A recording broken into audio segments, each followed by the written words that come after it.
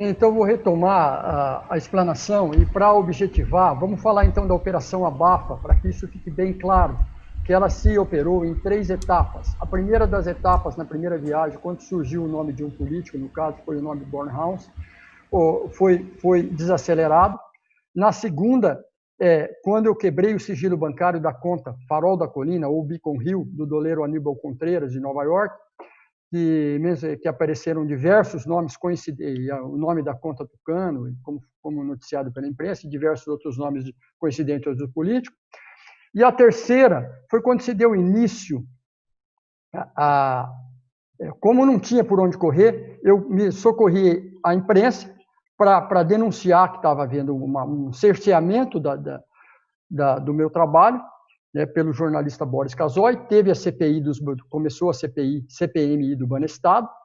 Infelizmente, a CPI também não produziu nada, embora uma boa parte dos políticos, que ali tinham políticos sérios ali participando, mas no conjunto o lado mal intencionado venceu, tá?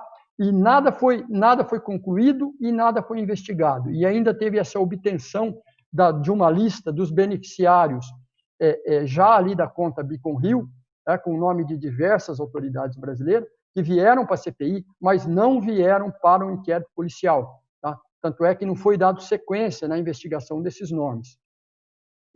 E a última fase da Operação Abafa foi a mais sórdida de todas. Foi a que eu chamo de cortina de fumaça.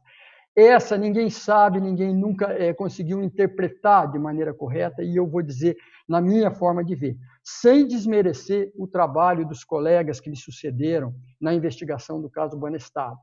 Após o meu afastamento do caso, forçadamente afastado das investigações do caso Banestado, por ordem, na época, do ministro da Justiça, Márcio Tomás Bastos, do PT, Ele próprio na CC5, delegado Castilho, ele próprio na CC5. Acatada pelo diretor-geral à época, Dr. Paulo Lacerda, embora sem qualquer juízo, a única coisa que eu critico em relação ao diretor da época foi a subserviência, talvez por um excesso de hierarquização. Era um bom funcionário, atendia bem aos seus superiores e atendeu aos comandos, mas não percebeu que aquele não era o momento. Ele teria que ter se rebelado contra o tipo de ordem que estava sendo dado, para que não se continuasse o rastreamento internacional. Um absurdo. É algo parecido de você estar investigando um homicídio, está no rastro do cadáver, com tudo ali para localizar, para materializar o crime, e de repente vem uma ordem superior, opa, agora vamos dar uma parada, não precisamos mais procurar vamos sair dessa etapa, deixa o cadáver de lado, não precisamos encontrar, vamos ouvir testemunha. Aí o que se fez? Inventou-se, idealizou-se uma operação chamada Farol da Colina, no que pese ter sido uma operação muito bem feita, com prisão de doleiros, etc. Na minha opinião pessoal, é óbvio, sem desmerecer o trabalho dos colegas que fizeram bem feito a operacionalização dessa operação, a operação da Farol da Colina, em vez de focar no rastreamento que estava pela metade ali nas contas de Nova York, dentre elas a conta do banco Chase em Manhattan, conta Beacon Hill e a conta Tucano, que era uma subconta, só para dar um exemplo, né, e diversas outras contas, trouxeram o trabalho de volta, a investigação de volta para dentro do território nacional e foram investigar os doleiros. Aí perdeu-se a materialidade do crime, pois o rastreamento foi interrompido e nos próximos 10 anos não foi retomado. Tá? A Lava Jato, que é um mero desdobramento do caso Banestado, tá? É um mero desdobramento, um sucesso de operação. Então, de parabéns todos os seus participantes. Tá? Em relação ao juiz Sérgio Moro, eu, na minha opinião pessoal, tocou bem. A questão do intercept, daquelas conversas, na minha opinião pessoal, a conversa entre juízes e procuradores, ou conversa entre juízes e advogados, na cultura brasileira, é mais ou menos aquilo ali, não dá para julgar, tá? Sem contar o fator humano, que em um certo momento ou outro há um envolvimento pessoal, e às vezes não estou aqui para para julgar. Quanto ao julgamento do juiz Sérgio Moro, dos processos do Banestado, eu pessoalmente tive com ele pelo menos uma dúzia de vezes. Sempre achei um juiz que atuou corretamente, não tenho a menor suspeita de parcialidade naquele julgamento.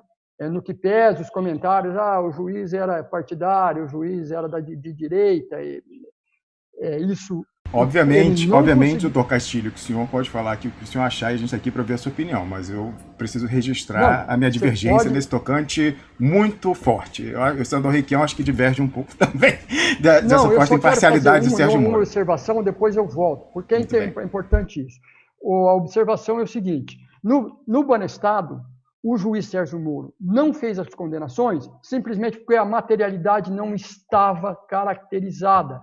No próprio processo do Paulo Salim Maluf, salvo engano, houve algumas alegações do tipo, embora houvesse nome e toda a qualificação pessoal do investigado, a defesa disse o seguinte: mas cadê o cartão de autógrafo da conta bancária final, que era no fim do rastreamento?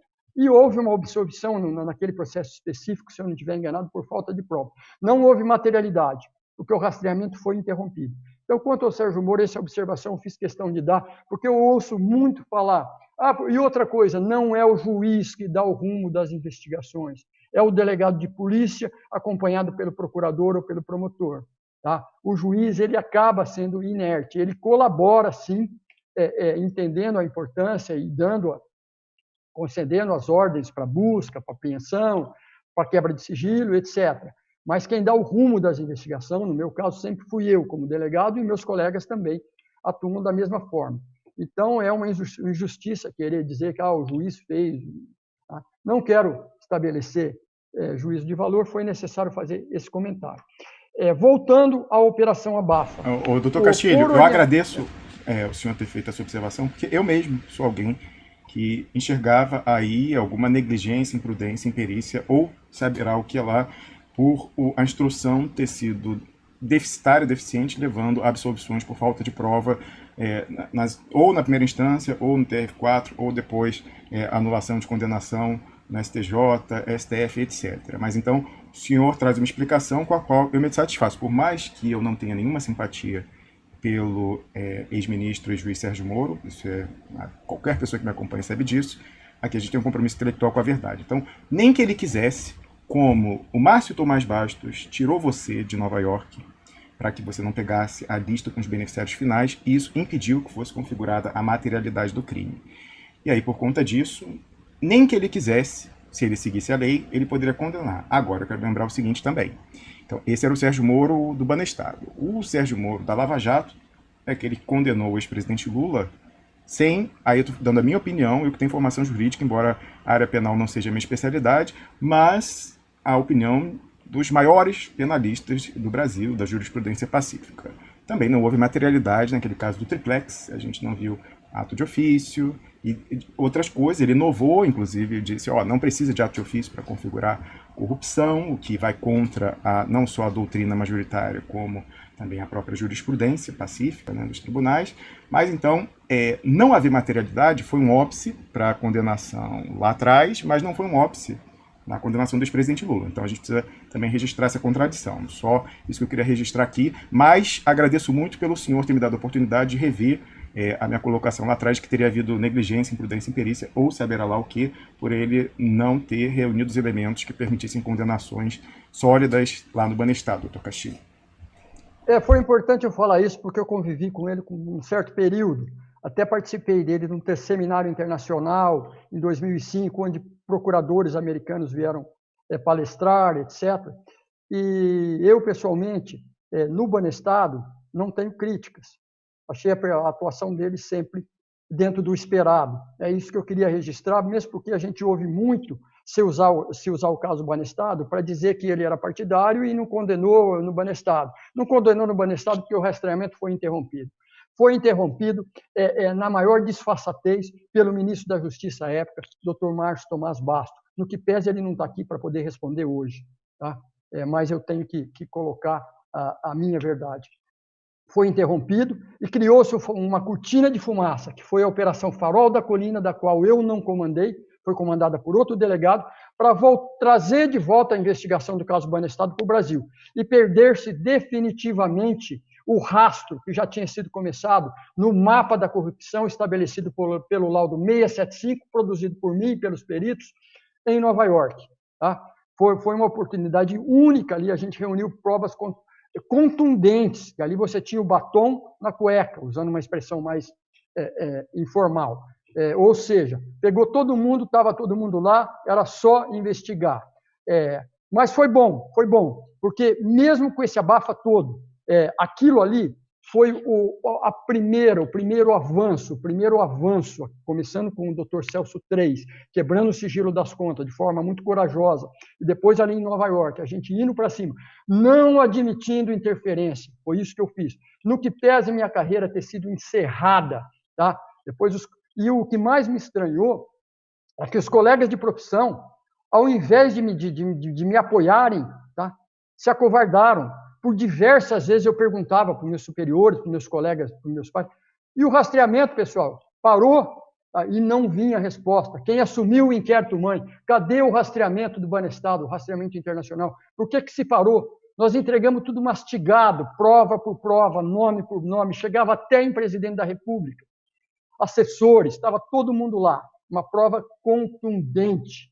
Foi abafado na CPI, foi abafado dentro da Polícia Federal e, por outro lado, paralelamente a isso, o governo petista começou, naquela mesma época, a fomentar o Departamento de Polícia Federal com verba, etc., e operações.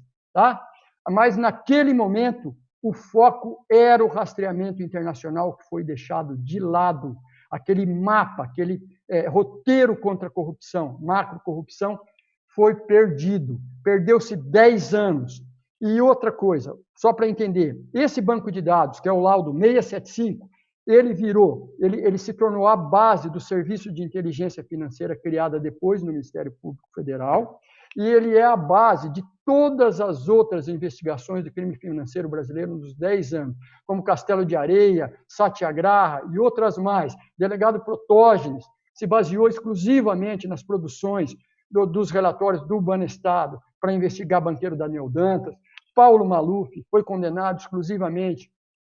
E a maioria das grandes investigações financeiras só com aquela parcial prova produzida em Nova York. Por que não se terminou o rastreamento? Porque estávamos e pretendemos não mais estar num país comandado por corruptos. Tá? E esse estigma tem que ser quebrado. Tem que se entender o seguinte, a corrupção ela é o crime dos crimes, ela inviabiliza a Constituição do Estado de Direito e o império da lei. Ela está acima do crime organizado, do crime violento. Você precisa combater a corrupção. Sem a corrupção, não se tem Estado de Direito. Sem a corrupção, a Constituição é letra morta, é virtual. Naquele momento ali, quando em Nova York nós nos rebelamos contra a orientação, que eu peguei o telefone, liguei para um jornalista e falei, vamos, pode pôr no ar, pode soltar, está sendo abafado. Ali foi uma insurgência contra o status quo. Tá? Demorou 10 anos, a Operação Lava Jato veio, foi muito bom, um desdobramento muito bom, no que pese todas as críticas, foi muito necessário.